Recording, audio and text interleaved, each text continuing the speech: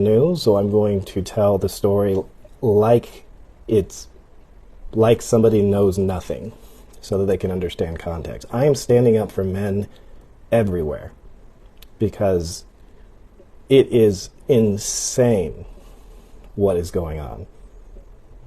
And it's really sad because this is the mother of my children. Everyone is coming after me for saying I'm trying to destroy the mother of my children, and I'm totally not. She's trying to destroy me. Like I said, she accused me of domestic violence. She accused me of beating her up and having a miscarriage. She accused me of being abusive, all of which I can prove I didn't do. Did I sometimes yell and scream and cuss at her? Absolutely I did. Men tend to do that when you make them question the paternity of their children. It's not something you can stay calm through. So, I mean, that's where we're going to go. So, I think the best place to start, which I'll have to do after all my morning patients, is start from the beginning, how we met, how it went, things that transpired, and then go through there, and then go through the lies one by one. We're going to dissect the lies, and I'm going to show you guys with objective proof that she's lying. Why would I do this? I'm tired of being harassed. Truly I am. It's just not cool. Cyberbullying is not cool. I've been standing up to bullies since I was elementary school on the playground. I was not with the popular crowd. I was with the nerds. I was with the goths. I was with all different types of people. And if I saw someone getting picked on, I was the first to stand up and be like, leave him alone, or leave her alone. And this is no different.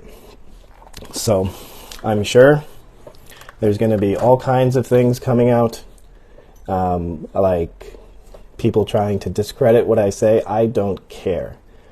I have come to the place now where it's like I have a duty to men everywhere to tell my story, and women, because my story is a story of narcissistic abuse. It really is. Like, I identify as a survivor of narcissistic abuse. And not a victim, because I don't have a victim mentality, but I did survive it. And it's never going to stop. It's never going to stop.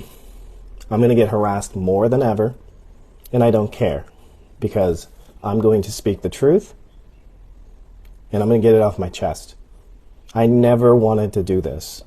I wanted to move on in my life and co-parent in peace. I still want to co-parent in peace. But a man has a right to defend his reputation and his livelihood. And that's what she's going after. She's been going after my livelihood for 2 years. None of it's been true, so my livelihood's been secured. But it's getting to the point where it's like, it's okay for a woman to try to destroy a man's life based on lies, but it's not okay for a man to defend himself and tell the truth. There's something wrong with society, and I don't care what I'm harassed by. And those of you that feel the same as me, it's time we start to do something about these bullies.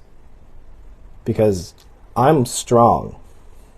I'm a very strong person. I was an elite marathon runner. My gift is long suffering. Other people are not as strong. And as you guys saw with Congress, where Mark Zuckerberg was apologizing to parents' kids who committed suicide from bullying on the internet. This is not a victimless crime.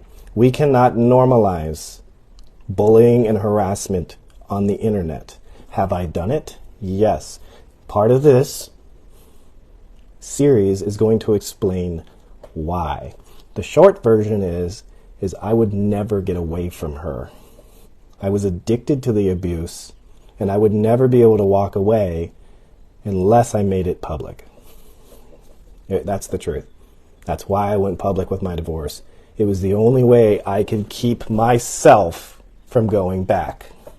Because if I went back, I would not be alive right now. And that's the truth. Because it was bad. So, I got to go to work now. I want to make it very clear, I am not encouraging anyone to harass anyone. This page does not support violence. This page does not support cyberbullying. I have been trying for 2 years to keep my emotions in check and just let this storm weather over. And my ex staging a knife attack in London, which I'm completely convinced of it. I've looked at all the evidence. I've talked to detectives. Everyone's unanimously convinced it was fake. And guess why it was faked? To make it seem like I had something to do with it. I wish my ex-wife well. I want her to succeed. My mentality is the better she does, the better the kids do. But it shouldn't be at the sacrifice of the father. Fathers matter. I'm sticking up for fathers everywhere. And I finally have the courage to speak and defend myself. Why did I not have the courage before? The system. The system. CPS was involved and I was protecting my kids. If I was doing what she was doing, my kids would be in foster care right now. So I had to protect my kids and I had to take the harassment on the chin, but that time has passed. It is no longer present. Somebody says you will come out the winner. I'm not trying to win anything. I'm not trying to win anything at all. I'm trying to help people because many of you are in toxic relationships. Many of you are being abused by narcissists, and I hope that my story helps you leave. Doesn't matter if you have kids, doesn't matter. If you are being abused by a narcissist, it's psychological abuse. It's not necessarily physical abuse. It is psychological abuse. It's addictive. The abuse is addictive. It's like Vegas. The highs and the lows. The highs get you through, and then the lows come, and you're just waiting for the high again. It is addictive. It is exactly like Vegas. It's exactly like physiologically, it is an addiction. So I'm not trying to win anything.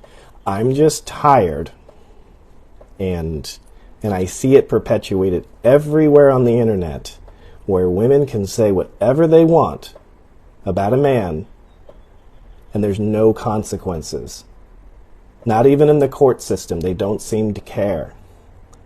And so men everywhere are getting their lives ruined by women falsely claiming abuse. And most importantly, that completely and utterly makes women that are actually domestic violence survivors feel like they can't come forward.